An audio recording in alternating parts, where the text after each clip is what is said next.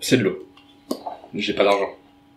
C'est peut-être aussi pour ça que vous êtes là maintenant, parce que vous avez peut-être pas les moyens de vous payer un stabilisateur à 300 €, une Steadicam ou une Gimbal. Et peut-être même que vous dites un truc du genre, j'ai pas de matos, du coup y a pas moyen que je fasse une vidéo avec un look cinématographique.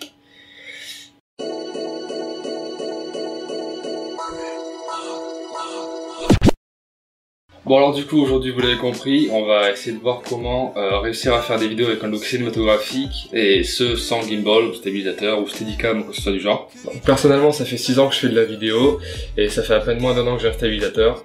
J'avais jamais voulu faire une vidéo sur ça parce que en fait ça me paraissait assez basique, pas forcément intéressant, mais au final j'ai rencontré des gens et qui ont trouvé ça intéressant, du coup je me suis dit avant de se lancer dans le tuto, je vais vous montrer quelques exemples de shots que j'ai tournés sans stabilisateur, caméra haute vitesse, caméra 4K, voilà, à l'époque où j'avais vraiment pas du tout de matos.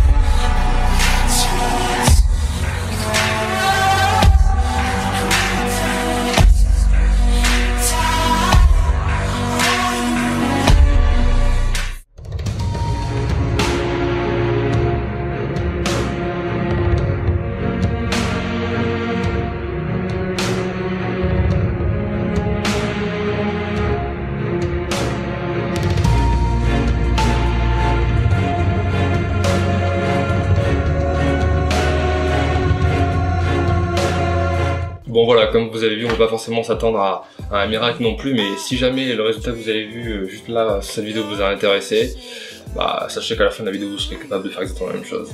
Allez, on s'y met. Alors en premier lieu, il faut savoir qu'au plus une caméra va avoir de points de contact avec le sol par exemple, au plus elle sera stable. Donc c'est le principe du trépied en fait, voilà, c'est placer 3 points de contact avec le sol, et c'est ce qui fait que du coup on a une caméra qui est parfaitement stable, qui est parfaitement ancrée dans le sol, et voilà, qui bougera pas. La première chose, ça va être d'essayer de reproduire ça à peu près, sauf que nous on veut bouger, du coup bien entendu on va pas utiliser un trépied, parce que sinon c'est con, la shot est juste stable et ça sert à rien pour nous. Et en fait on va tout simplement utiliser la sangle qu'il y a autour de votre appareil photo. Si vous en avez pas, vous pouvez utiliser quelque chose qui va la remplacer, comme une corde. En faisant ça, vous créez aussi 3 points de contact. Un derrière le cou, et normalement si vous avez 2 mains, vous créez 2 autres points de main.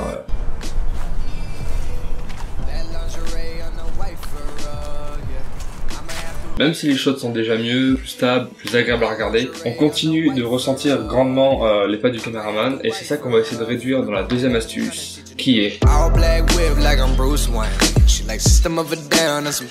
la posture. Alors, c'est quelque chose qui va prendre un peu plus de temps à s'acquérir, c'est pas quelque chose qui est forcément facile au début, mais c'est le plus important en fait, c'est vraiment limite le plus important. Alors qu'est-ce qu'une bonne posture quand on doit filmer sans stabilisateur? En premier lieu, ça va être avoir des genoux fléchis pour pouvoir jouer le rôle d'amortisseur, en fait amortir les chocs et les impacts qu'on va avoir avec le sol. Ça va aussi se jouer au niveau de l'impact même du sol, donc c'est-à-dire qu'on va essayer de réduire ça en déroulant le pied, voilà, pour que ce soit plus fluide. Donc déjà, rien qu'en utilisant les genoux bien fléchis, les pieds qui se déroulent, voilà, en ayant ce centre de gravité relativement bas, vous allez commencer à avoir un certain déroulé dans le pas qui va faire que on va beaucoup moins ressentir les vibrations et les impacts sur le sol. Et au final, pour parfaire en fait cette posture, pour avoir vraiment comme il faut, aussi avoir le dos droit, voilà, garder le buste droit, ça permet d'être bien stable, bien ancré, un peu comme en slackline. Pour des petits mouvements qui ne nécessitent pas de marcher sur des kilomètres, on peut placer notre corps dans une position A, anticiper le mouvement jusqu'à une position B, et ce en gardant les mêmes points d'ancrage, du coup voilà, les pieds qui bougent pas. Donc là ça va vraiment annuler encore plus de tremblements, et ça va donner un shot qui est encore plus stable, encore plus cinématique, encore plus agréable à regarder.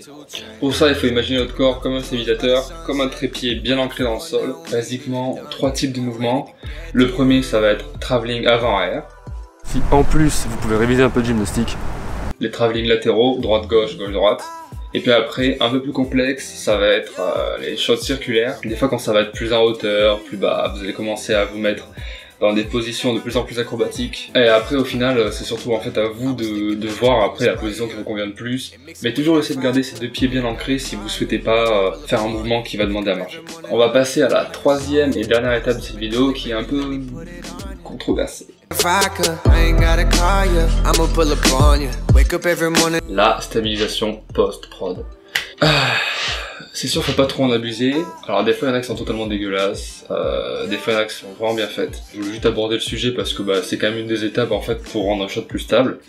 Surtout si jamais voilà, c'est pas de base trop tremblant. Parce qu'il faut savoir que si votre shot est trop tremblant, il n'y aura pas de miracle. Alors, une des techniques les plus propres pour faire de la stabilisation post-prod et qui à la fois va pas être forcément très compliquée, ça va être de faire du tracking sur des logiciels comme After Effects par exemple. Donc là, il y a beaucoup de tutoriels sur internet que vous pouvez taper, vous pouvez regarder ça, c'est plein de tutoriels. Si vous n'avez pas After Effects et que vous travaillez sur Premiere Pro par exemple, il y a des outils comme le Warp Stabilizer. Alors voilà, là il faut faire gaffe, c'est typiquement dans ce genre d'outils que si jamais on a un tremblement qui est extrême, on va aussi avoir un crop qui est totalement extrême, et alors là ça va être dégueulasse, soit un crop, soit une déformation des perspectives qui va faire un peu votre image comme si c'était de la gelée en fait. Et alors on veut pas du tout ça. Si vous voulez un résultat propre, faites du tracking sur After Effects, ça prend plus de temps par contre, c'est bien mieux. Si jamais vous n'avez pas forcément envie de prendre trop de temps et que votre shot tremble pas beaucoup, voire quasi pas, voilà, vous pouvez mettre Warp Stabilizer. Faut réussir à jauger en fait ce qui vaut le coup, ce qui vaut pas le coup, ce que vous voulez. Et du coup, en extra, pour les gens qui ont tout de même une bonne caméra, même s'ils n'ont pas de stabilisateur, bien entendu ce qui va contribuer, ce qui va aider à avoir un rendu plus cinématographique et un shot beaucoup plus stable, ça va être le ralenti. Si on shoot à 100 fps et qu'on commence à ralentir, par définition ça va avoir un rendu plus fluide, beaucoup moins de tremblements, parce que les tremblements vont prendre plus de temps en fait à être effectués, du coup ils vont moins se voir. Et aussi, film en 4K, ça permet de pouvoir, si jamais on utilise une stabilisation post-prod, de pouvoir cropper dans l'image sans avoir une perte de qualité qui est trop importante, on la comparer à si jamais on crop dans du 1080p qui est déjà vers 1080p. Voilà, alors si jamais vous avez apprécié cette vidéo, que vous en voulez d'autres comme ça, n'hésitez pas à le faire savoir en vous abonnant, en mettant un petit pouce en l'air et vous exprimer dans les commentaires si jamais vous avez envie de commenter quoi que ce soit, si jamais vous avez envie de me reprendre aussi, ou leur donner plus d'astuces, je suis totalement ouvert, c'est super cool. Et du coup sur ce, on se dit à la prochaine.